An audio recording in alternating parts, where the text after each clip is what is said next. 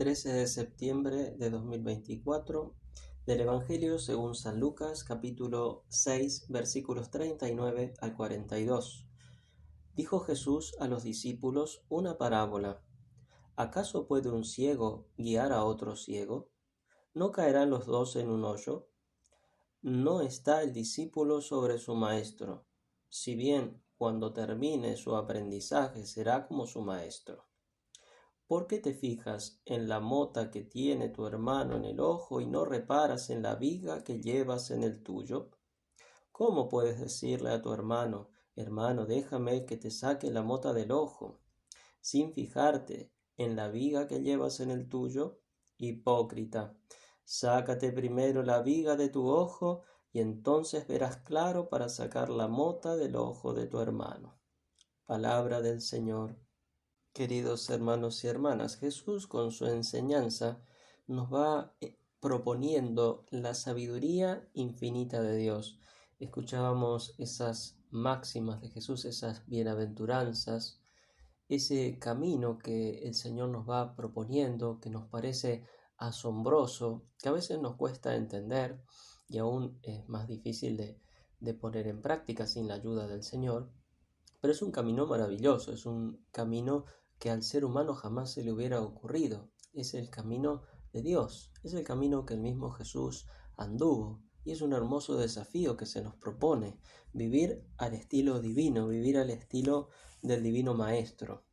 Y ahora Jesús nos propone nuevamente una parábola. ¿Puede un ciego guiar a otro ciego? Interesante.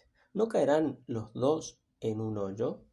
Y claro, cómo un ciego va a guiar a otro ciego. Y aquí podemos aplicar esta parábola. Ciego es aquel, podríamos decir, físicamente aquel que no ve. O si lo pasamos a un plano espiritual, podemos ver a aquel que no entiende. Y si lo aplicamos a la fe, aquel que no tiene fe. ¿Cómo va a guiar en la fe el que no tiene el conocimiento que da Dios a otra persona? O sea, en primer lugar, tengo que dejarme iluminar por Dios, guiarme por las luces de Dios para después poder guiar a los demás. Por eso la importancia de escuchar mucho a Jesús, de leer la palabra de Dios, escucharla en la Santa Misa, prestarle atención, meditarla, estar un rato largo con el Señor y pensar en sus palabras, aplicarla a mi vida, imaginarme las acciones del Señor. Todo eso tiene que ayudarme a quitarme la ceguera, porque de alguna manera somos como ese ciego de nacimiento al que el Señor curó y debemos pedirle al Señor que nos cure nuestra ceguera, esa ceguera que nos dejó el pecado original. No es del todo una ceguera, pero hay en nuestra inteligencia una cierta dificultad para el conocimiento de la verdad, producto del pecado original.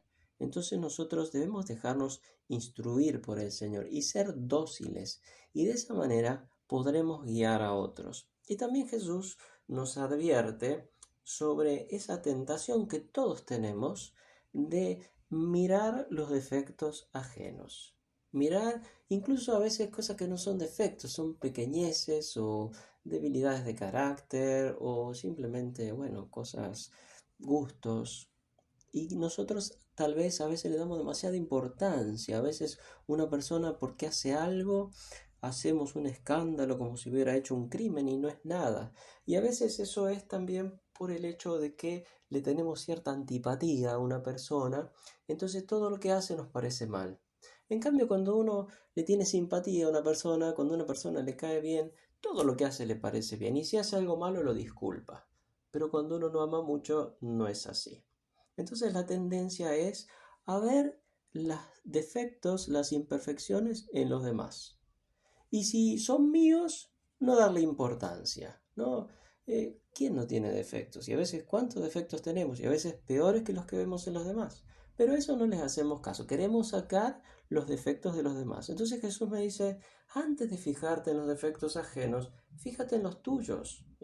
Tú quieres sacarle una pelucita, una mota que tiene el otro, pero tú tienes una viga. el tuyo es más grande. Sácate primero tu defecto y entonces después podrás sacar mejor el defecto ajeno, ¿no? Entonces Jesús nos enseña esta máxima de sabiduría. Primero corregirme a mí mismo y después preocuparme por los demás. Y tal vez si yo me preocupo de observar mis defectos y tratar de corregirme, probablemente no me quede tiempo para intentar quitar defectos ajenos, porque uno con los defectos que ya tiene bastante. Si uno tiene la capacidad de examinarse a sí mismo y si uno no tiene esa ceguera de que hablábamos antes, porque también ocurre el defecto de aquellos que no ven que tengan ningún pecado.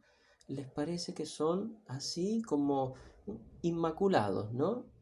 Parecido a la Virgen, pero claro, no encuentran defectos, no saben de qué confesarse.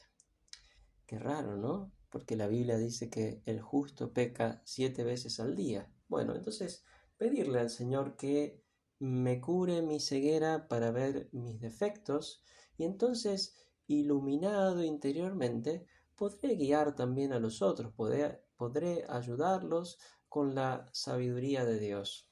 Que el Señor nos conceda entonces su luz, nos quite la ceguera y nos dé la capacidad de ver nuestros defectos y corregirlos.